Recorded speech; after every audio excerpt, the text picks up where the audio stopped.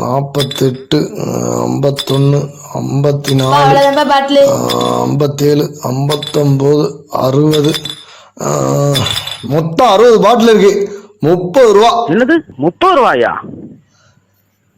காலி பாட்டிலோட விலை என்ன 50 ரூபா நினைச்சியா? 50 பைசா தான். கோட்டோட விலை என்னன்னு தெரியுமா? 140 ரூபா. 50 காசு கொடுக்குறேங்கிற. ஒயின் ஷாப்ல போய் இவ்வளவு பாட்டில் வாங்கிருக்கே, ஒரு பாட்டில் உனக்கு சும்மா தருவானா? இல்ல ஒரு கோட்டுக்கு 5 ரூபா குறைச்சு தான் தருவானா?